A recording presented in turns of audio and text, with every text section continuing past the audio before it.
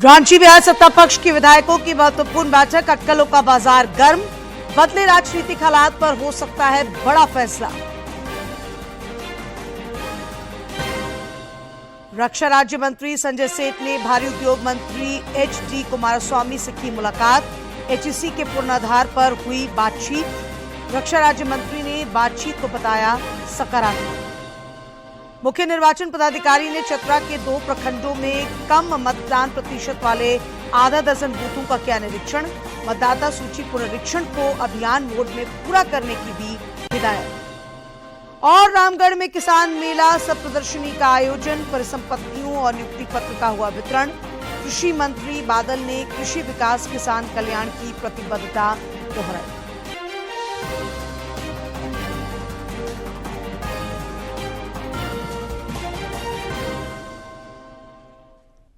नमस्कार, खबरें झारखंड में आपका स्वागत है। मैं हूं डॉक्टर शीता आनंद और अब समाचार विस्तार से।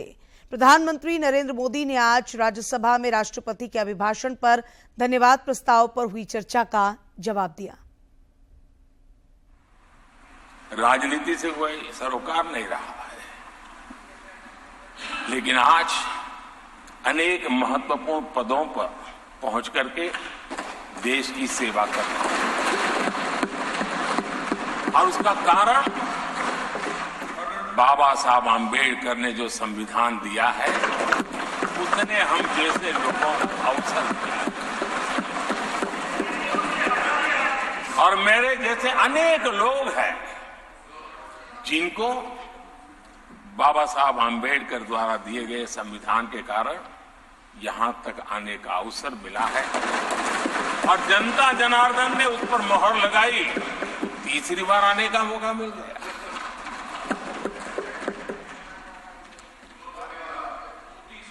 आदरणीय सभापति जी, संविधान हमारे लिए ये कोई आर्टिकल्स का कंपाइलेशन मात्र नहीं है। हमारे लिए उसका स्पिरिट भी और उसके शब्द भी बहुत मूल्यवान है।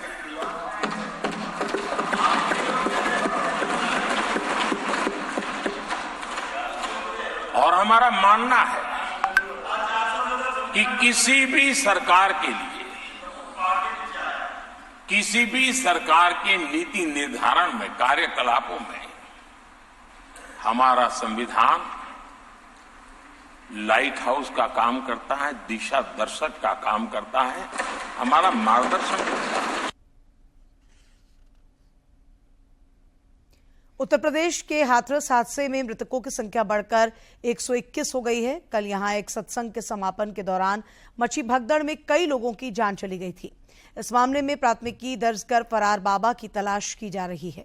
इस बीच उत्तर प्रदेश के मुख्यमंत्री योगी आदित्यनाथ ने आज हाथरस का दौरा कर घायलों से मुलाकात की और उनके शीघ्र स्वास्थ्य लाभ की कामना की। रांची में आज सत्ता पक्ष के विधायकों की महत्वपूर्ण बैठक बुलाई गई है। बैठक में मुख्यमंत्री चंपाई सोरेन, पूर्व सीएम हेमंत सोरेन और इंडी गठबंधन के नेता भी मौजूद रहेंगे। बैठक में समसामयिक राजनीतिक विषयों पर चर्चा की संभावना है, लेकिन नेतृत्व परिवर्तन को लेकर अटकलों का बाजार भी गर्म है। इधर बैठक के बाद विधायकों और नेताओं के पहुंचने का सिलसिला जारी है। राज्य में जारी ताजा राजनीतिक घटनाक्रम पर और ज्यादा जानकारी दे रही हैं हमारी सहयोगी शिवानी कुमारी। रांची में आज सत्ता पक्ष के विधायकों की महत्वपूर्ण बैठक बुलाई गई है। बैठक में मुख्यमंत्री चंपाई सोरेन, पूर्व सीएम हेमंत सोरेन और इंडी गठबंधन के नेता उपस्थित रहेंगे। बैठक में समसामयिक राजनीतिक मुद्दों पर चर्चा की संभावना जताई जा रही है, लेकिन नेतृत्व परिवर्तन को लेकर कोई बड़ा निर्णय लिया जा सकता है। इसे लेकर अटकलों का बाजार गर्म है। एक लंबे अंतराल के बाद पूर्व सीएम हेमंत सोरेन इंडी गठबंधन की बैठक में शामिल होने जा रहे हैं और राज्य में बदले राजनीतिक माहौल को लेकर इंडी गठबंधन कोई बड़ा फैसला ले सकती है। समझा जा रहा है कि इस बैठक में कई महत्वपूर्ण निर्णय लिए जा सकते हैं। मंत्रिमंडल विस्तार को लेकर चर्चा की जाएगी और आगामी विधानसभा चुनाव को लेकर भी रणनीति तैयार की जा सकती है। मंत्रिमंडल विस्तार को लेकर कांग्रेस मंत्रियों के चेहरे बदलने की भी अटकलें लगाई जा रही हैं। खैर कयास तो काफी लगाए जा रहे हैं, पर देखना ये है कि आज की बैठक में क्या कुछ छनकर सामने आता है। इधर कांग्रेस के वरिष्ठ नेता बंधु तिर्की ने बताया कि बैठक में समसामयिक राजनीतिक विषयों पर इंडी गठबंधन के नेताओं के बीच मंथन होगा। वर्तमान राजनीति की बात, आने वाला 2-4 महीना के बाद में चुनाव भी है, इन तमाम चीज़ों के बारे में स्ट्रेटेजी क्या होगा, आगे क्या किया जाएगा और अन्य चीज़ों पर बातचीत होगा। हो सकता है, संभावना है कि जो खाली पद मंत्री का है, इस सब चीज़ों पर भी बातचीत होगी, लेकिन अभी तो उनके आने के बाद या जब विधायक दल का बैठक होगा उसी में होगा। तो बाकी चीज़ें तो यहाँ बातचीत होगा, बातचीत होने के बाद ही पता नहीं क्या हो सकता है, नहीं हो सकता है, कयास लगाया जा रहा है। आगामी विधानसभा चुनाव को लेकर सभी राजनीतिक दलों की सक्रियता बढ़ती जा रही है। इस सिलसिले में नई दिल्ली में कांग्रेस की एक महत्वपूर्ण बैठक हुई। बैठक में प्रदेश चुनाव प्रभारी गुलाम अहमद मीर और प्रदेश अध्यक्ष राजेश ठाकुर समेत अन्य नेता मौजूद रहे। इस दौरान चुनाव संबंधित तैयारियों पर काफी देर तक चर्चा हुई। संसद में राहुल गांधी के बयान के विरोध में जमशेदपुर के स्थानीय साक्षी गोलचक्कर में भाजपा द्वारा जोरदार प्रदर्शन किया गया। इस दौरान पार्टी नेता अभय सिंह ने कांग्रेस के दोहरे मापदंड की आलोचना की। पृथक देश की मांग करने वालों के साथ खड़े हैं। कभी आपने देखा कि बांग्लादेशी घुसपैठ के विरोध में जब भारतीय जनता पार्टी सड़क से लेकर सदन तक आवाज उठाती है, तो क्या इन लोगों ने कभी इसका विरोध किया है या इनका समर्थन किया है? तो मेरा यह कहना है कि कांग्रेस के लोगों को बताना होगा, जब कांग्रेस सत्ता में आती है, कांग्रेस मजबूत होती है, जनता को बरगला करके काम करती है, तब पूरे हिंदुस्तान में जो है हिंदुओं के विरोध स्वर उठना शुरू हो जाता है। सरायकेला खरसावां अंतर्गत गम्हरिया प्रखंड मुख्यालय में आजसू पार्टी द्वारा राज्य में व्याप्त कथित भ्रष्टाचार और प्रशासनिक उदासीनता के खिलाफ प्रदर्शन किया गया। इस दौरान पार्टी नेताओं ने प्रखंड विकास पदाधिकारी प्रवीण कुमार को 11 सूत्री मांगों को लेकर ज्ञापन सौंपा। नेताओं ने जमीन संबंधित दाखिल खारिज मामलों के ऑनलाइन निष्पादन, योजनाओं के क्रियान्वयन में पारदर्शिता सुनिश्चित करने और बिजली आपूर्ति में सुधार की मांग की। जो भी कार्य प्रखंड से होता है, सब में अनियमितता हो रही है, तो हम लोग चाहते हैं कि इसको समय पर हो और अच्छा हो। रक्षा राज्य मंत्री और रांची सांसद संजय सेठ ने नई दिल्ली में भारी उद्योग मंत्री एचडी कुमारस्वामी से मुलाकात की। इस दौरान एचईसी के पुनरुद्धार और अन्य समस्याओं के समाधान पर बातचीत हुई। बैठक के संबंध में कुछ तस्वीरें साझा कर श्री सेठ ने बातचीत को सकारात्मक बताया। मुख्य निर्वाचन पदाधिकारी के रवि कुमार ने चतरा जिले के सिमरिया और चतरा विधानसभा क्षेत्र के मयूरहंड तथा प्रतापपुर प्रखंड के कम मतदान प्रतिशत वाले आधा दर्जन बूथों का निरीक्षण किया। इस मौके पर सीईओ ने बूथ के बीएलओ से मतदान प्रतिशत कम होने की जमीनी जानकारी ली। साथ ही बूथ अंतर्गत मृत, डुप्लीकेट और शिफ्टेड मतदाताओं के बारे में विस्तार से जाना। मुख्य निर्वाचन पदाधिकारी ने कहा कि विधानसभा चुनाव का समय निकट है, ऐसे में मतदाता सूची के पुनरीक्षण कार्य में जुड़े सभी स्तर के पदाधिकारी और कर्मचारी अभियान मोड में हर प्रकार की त्रुटि का निष्पादन करें। उन्होंने अस्पष्ट और ब्लैक एंड व्हाइट फोटो के स्थान पर रंगीन फोटो के अपडेशन का कार्य 100% करने की हिदायत भी दी। मुख्य निर्वाचन पदाधिकारी ने भ्रमण के क्रम में मनहरी उत्क्रमित मध्य विद्यालय परिसर में पौधारोपण भी किया। और अब बात कृषि मेला की। रामगढ़ टाउन हॉल भवन में किसान मेला सह प्रदर्शनी का आयोजन हुआ, जिसमें कृषि मंत्री बादल ने भी हिस्सा लिया।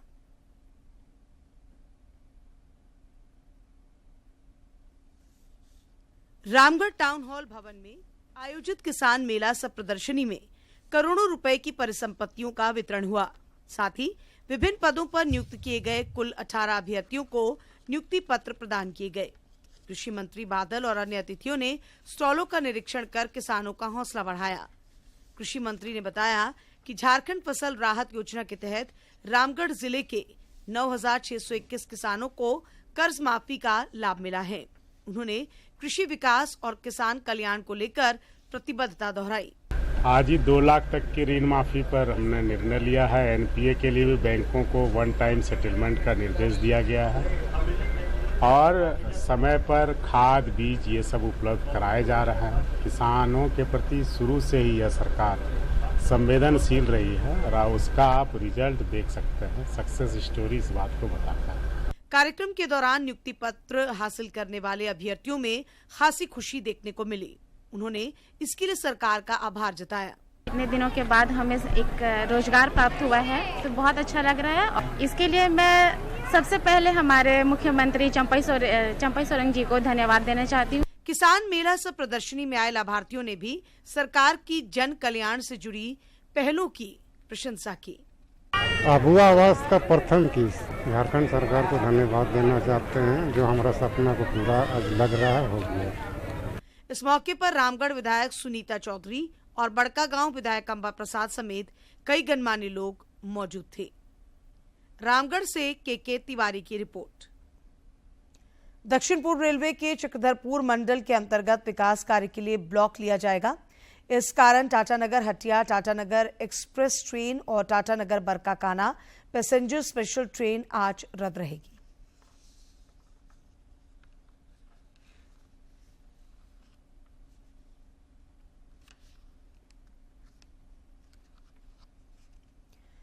रांची मंडल के रेल प्रबंधक जसमीत सिंह बिंद्रा ने 3 कर्मचारियों को एम्प्लॉय ऑफ द मंथ योग्यता प्रमाण पत्र और नगद राशि प्रदान कर पुरस्कृत किया। तीनों कर्मचारियों को सतर्कता और सराहनीय कार्य के लिए ये सम्मान मिला है।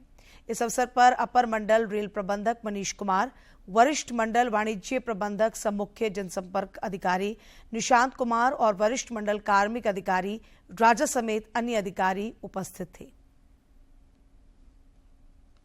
संथाल परगना क्षेत्र में बांग्लादेशी घुसपैठियों के मामले पर आज झारखंड उच्च न्यायालय में न्यायमूर्ति सुजीत नारायण प्रसाद और न्यायमूर्ति अरुण कुमार राय की खंडपीठ में सुनवाई हुई। खंडपीठ ने राज्य सरकार को निर्देश दिया है कि संथाल परगना क्षेत्र के सभी उपायुक्तों को ये निर्देश जारी करें कि आपसी सामंजस्य से बांग्लादेश की तरफ से आने वाले घुसपैठियों को चिन्हित कर उन्हें वापस भेजने के लिए कार्य योजना तैयार कर काम करें। राज्य सरकार शपथ पत्र के माध्यम से 2 सप्ताह के भीतर एक स्टेटस रिपोर्ट दायर करे। अरुण कुमार राय की खंडपीठ ने राज्य सरकार को 2 सप्ताह के भीतर स्टेटस रिपोर्ट दाखिल करने को कहा है और कहा है कि सभी उपायुक्तों को एक दिशा निर्देश जारी करें कि बांग्लादेशी घुसपैठियों की पहचान कर उन्हें वापस भेजने का काम करे और उसे रोकने के लिए एक कार्य योजना तैयार करे जिससे कि घुसपैठियों पर अंकुश लगाया जा सके। प्लास्टिक के दुष्प्रभावों के प्रति जनजागरूकता बढ़ाने के लिए दुनिया भर में आज अंतर्राष्ट्रीय प्लास्टिक बैग मुक्त दिवस मनाया जा रहा है। अंतर्राष्ट्रीय प्लास्टिक बैग मुक्त दिवस हर साल 3 जुलाई को मनाया जाता है, जिसका उद्देश्य एकल उपयोग वाले प्लास्टिक बैग्स के इस्तेमाल को खत्म करना है। ये जरूरत उन खतरनाक आंकड़ों को देखते हुए है जो पृथ्वी पर जीवन के लिए खतरा उत्पन्न कर रहे हैं, क्योंकि हर साल तकरीबन 400 मिलियन टन प्लास्टिक कचरा पैदा होता है। 3 जुलाई 2008 को यूरोप ने एकल उपयोग वाले प्लास्टिक बैग के खिलाफ जीरो वेस्ट यूरोप अभियान शुरू किया था। 2014 में भारत ने स्वच्छ भारत मिशन शुरू किया। 2015 में यूरोपीय संघ ने एकल उपयोग वाले प्लास्टिक बैग के उपयोग को कम करने के लिए कुछ निर्देश भी पारित किए। 2019 में पीएम मोदी ने एकल उपयोग वाले प्लास्टिक बैग का इस्तेमाल न करने का आह्वान किया। 1 जुलाई 2022 को भारत ने एकल उपयोग वाले प्लास्टिक पर प्रतिबंध लागू किया था। पिछले कुछ वर्षों में इस आंदोलन ने गति पकड़ी है। कई देशों ने प्लास्टिक बैग पर प्रतिबंध लागू किए हैं। भारत अब प्लास्टिक के उपयोग को कम करने में महत्वपूर्ण भूमिका निभा रहा है। प्रधानमंत्री नरेंद्र मोदी ने 2019 में लाल किले की प्राचीर से अपने स्वतंत्रता दिवस के भाषण में लोगों से एकल उपयोग वाले प्लास्टिक बैग का इस्तेमाल बंद करने का आह्वान किया था। मैं स्टार्टअप वालों को, टेक्नीशियंस को, उद्यमियों को आग्रह करता हूं कि हम इन प्लास्टिक के रिसाइकल के लिए क्या करें। जैसे हाईवेज बनाने के लिए प्लास्टिक का उपयोग हो रहा है, ऐसी बहुत सी विधाएं हो सकती हैं, लेकिन जिसके कारण अनेक समस्याएं पैदा हो रही है, उससे मुक्ति के लिए हमने ही अभियान छेड़ना होगा। भारत देश भर में प्लास्टिक के उपयोग को रोकने के लिए प्रतिबद्ध रहा है। वर्ष 2014 में प्रधानमंत्री नरेंद्र मोदी ने स्वच्छ भारत मिशन की शुरुआत की थी। तब से लेकर अब तक मंत्रालय द्वारा अधिसूचित एकल उपयोग वाले प्लास्टिक वस्तुओं पर प्रतिबंध लगाया गया है। पर्यावरण संरक्षण के लिए 2022 में लागू कार्यक्रम के तहत भारत भी अभिनव पैकेज अपना रहा है। ये जो जैकेट है ये रिसाइकल मटेरियल का है, लेकिन ये रिसाइकल मटेरियल की भी विशेषता है। इसकी विशेषता ये है जो टेलर के यहाँ कपड़े के टुकड़े निकलते हैं, ये सारा वेस्ट इकट्ठा किया हुआ है। फिर जो पुराने कपड़े हैं उसको भी इसमें लिया हुआ है और 30-40% वेस्ट प्लास्टिक बोतल को लिया हुआ है और उन सबको रिसाइकल करके ये कपड़ा बना है। सालाना लगभग 400 मिलियन टन प्लास्टिक कचरा उत्पन्न होता है। ये आंकड़ा 2024 और 2050 के बीच 62% बढ़ने का अनुमान है। इस प्लास्टिक कचरे का अधिकांश हिस्सा पर्यावरण में लीक हो जाता है, खासकर नदियों और महासागरों में, जहां ये छोटे कणों माइक्रोप्लास्टिक या नैनोप्लास्टिक में टूट जाता है और मृदा और जल के माध्यम से ये मानव शरीर में पहुंच जाता है और स्वास्थ्य के लिए एक बड़ी समस्या बन जाता है। इसीलिए इस अंतर्राष्ट्रीय प्लास्टिक बैग मुक्त दिवस पर आइए हम अपने दैनिक जीवन में पुनः प्रयोग वाले विकल्पों को अपनाने का संकल्प लें और पर्यावरण को सुरक्षित करने की दिशा में छोटे कदम अपने स्तर पर उठाएं। दीपिका महतो की रिपोर्ट, डीडी न्यूज। और अब देखते हैं फटाफट अंदाज में जिलों की खबरें।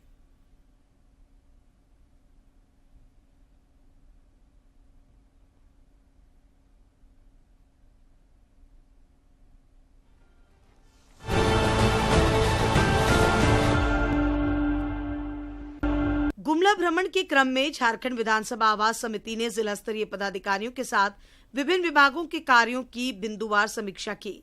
समिति द्वारा विभागों से कार्य प्रगति प्रतिवेदन की मांग की गई, साथ ही आवश्यक दिशा निर्देश भी दिए गए।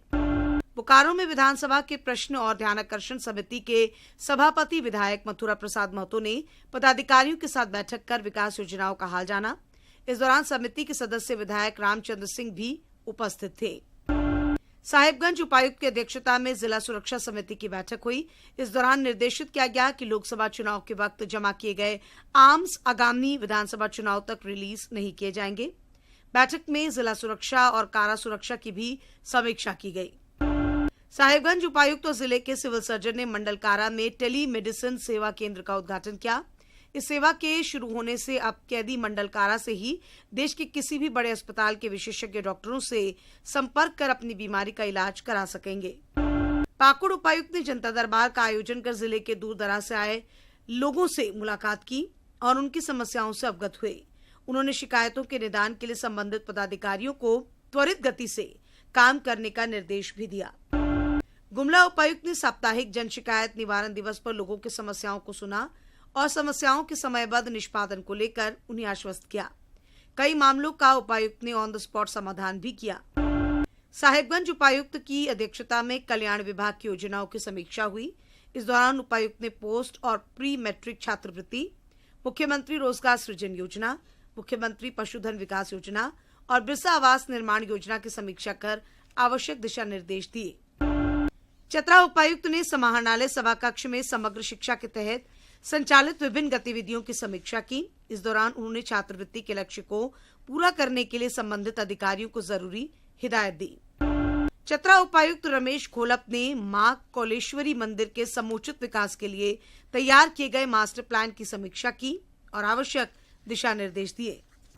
साहिबगंज के मंडरो प्रखंड अंतर्गत विभिन्न गांवों में मोबाइल मेडिकल यूनिट का उपयोग कर चिकित्सा शिविर आयोजित किया गया। इस दौरान ग्रामीणों के स्वास्थ्य की जांच हुई और उन्हें परामर्श दिए गए। सरायकेला उपायुक्त ने साप्ताहिक जनता दरबार में आए लोगों की समस्याओं को सुना। उन्होंने आवेदनों पर नियमानुसार आवश्यक कार्रवाई के लिए संबंधित अधिकारियों को निर्देशित किया। धनबाद उपायुक्त ने SNMMCH का निरीक्षण किया। इस दौरान उन्होंने खराब मशीनों की मरम्मती, रेडियोलॉजिस्ट की नियुक्ति, बेहतर साफ सफाई और दवाओं की उपलब्धता समेत अन्य महत्वपूर्ण बिंदुओं पर आवश्यक निर्देश दिए।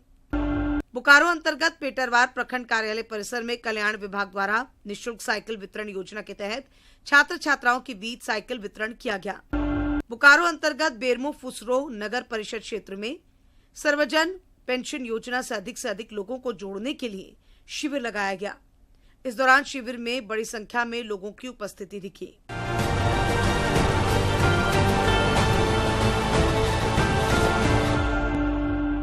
और अब बात मौसम की। झारखंड समेत देश भर में मानसून काफी सक्रिय दिख रहा है। आज देश के कई राज्यों में भारी से बहुत भारी बारिश की चेतावनी जारी की गई है। इधर राज्य में भी अच्छी बारिश का पूर्वानुमान है। में एक ट्रफ है जो उत्तरी पंजाब से होके मिजोरम तक जा रहा है वो अभी रन कर रहा है नॉर्थ वेस्ट बिहार से लेके साउथ असम तक अक्रॉस साउथ हिमालयन वेस्ट बंगाल। ये 0.9 किलोमीटर मीन सी लेवल पर एक्सटेंड कर रहा है। तो ये जो सिस्टम है इनके असर में झारखंड में भी आपको अच्छी बारिश देखने को मिलेगा। लगभग सभी स्थानों पे हल्के से मध्यम दर्जे की बारिश देखने को मिलेगी और 6 तारीख से थोड़ा सा हल्का बारिश में कमी आते हुए कई स्थानों पे आपको झारखंड में हल्के से मध्यम दर्जे की बारिश देखने को मिलेगी। अगर 3 और 4 तारीख की बात करें तो 3 और 4 तारीख में भी जो आपका जो संथाल का इलाका है, जो सटा हुआ उत्तरी इलाका है और जो मध्य का इलाका है, वहाँ पे आपको भारी बारिश देखने को मिल सकती है। उत्तराखंड के उधम सिंह गढ़ में 5 से 7 जुलाई तक 17 वर्ष का आयु वर्ग सब जूनियर राष्ट्रीय कुश्ती प्रतियोगिता का आयोजन होने जा रहा है। इस प्रतियोगिता में भाग लेने के लिए झारखंड कुश्ती की 33 सदस्यीय टीम रांची से रवाना हुई। टीम में 19 बालक रेसलर, 6 बालिका रेसलर, 7 प्रशिक्षक और 1 मैनेजर शामिल हैं। राष्ट्रीय स्कूली खेल SGFI के लिए झारखंड को 4 खेलों की मेजबानी मिली है। SGFI ने पत्र के माध्यम से बताया है कि झारखंड को एथलेटिक्स अंडर 14 और 19 बालक बालिका, साइकिलिंग के सभी ट्रैक इवेंट, हॉकी अंडर 19 बालक बालिका और टेनिस अंडर 19 बालक बालिका के राष्ट्रीय प्रतियोगिता की मेजबानी मिली है। इस बीच राज्य परियोजना निदेशक आदित्य रंजन ने बताया कि सभी 4 खेलों का आयोजन रांची में स्कूली शिक्षा एवं साक्षरता विभाग की मेजबानी में होंगे। कांग्रेस के वरिष्ठ नेता डॉक्टर अजय कुमार ने जमशेदपुर में 100 फुटबॉल खिलाड़ियों को फुटबॉल किट देकर उत्साहवर्धन किया। इस दौरान उन्होंने सामाजिक समरसता पर भी जोर दिया।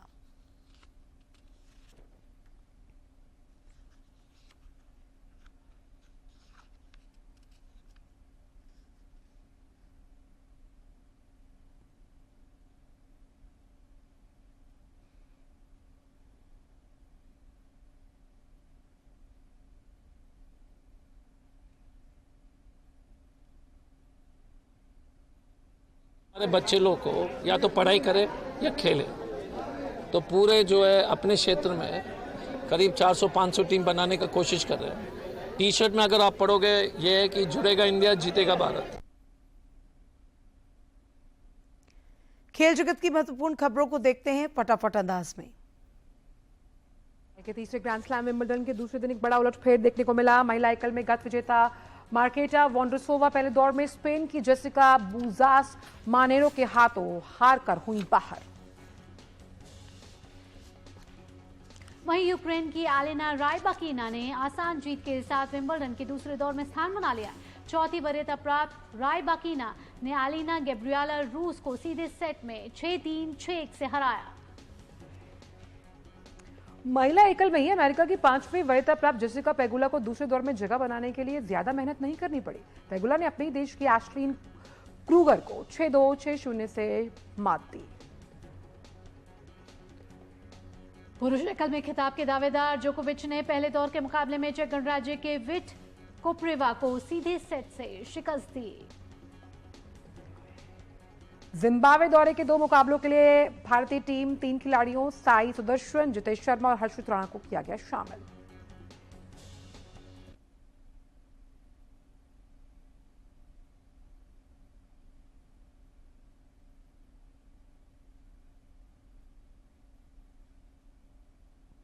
दूरदर्शन झारखंड पर पल पल की खबरों से जुड़े रहने के लिए आप हमारे social media platform x, Facebook और यूट्यूब से जुड़ सकते हैं, क्योंकि खबरों से जितना बाखबर रहना जरूरी है उससे ज्यादा जरूरी है सटीक, संतुलित और निष्पक्ष समाचार।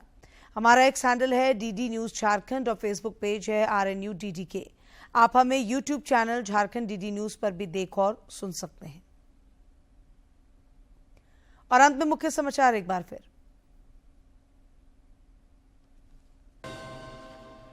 रांची में आज सत्ता पक्ष के विधायकों की महत्वपूर्ण बैठक, अटकलों का बाजार गर्म, बदले राजनीतिक हालात पर हो सकता है बड़ा फैसला। रक्षा राज्य मंत्री संजय सेठ ने भारी उद्योग मंत्री HD कुमारस्वामी से की मुलाकात, HEC के पुनरुद्धार पर हुई बातचीत। रक्षा राज्य मंत्री ने बातचीत को बताया सकारात्मक। मुख्य निर्वाचन पदाधिकारी ने चतरा के 2 प्रखंडों में कम मतदान प्रतिशत वाले आधा दर्जन बूथों का किया निरीक्षण, मतदाता सूची पुनरीक्षण को अभियान मोड में पूरा करने की दी हिदायत। और रामगढ़ में किसान मेला सह प्रदर्शनी का आयोजन, परिसंपत्तियों और नियुक्ति पत्र का हुआ वितरण। कृषि मंत्री बादल ने कृषि विकास किसान कल्याण की प्रतिबद्धता दोहराई।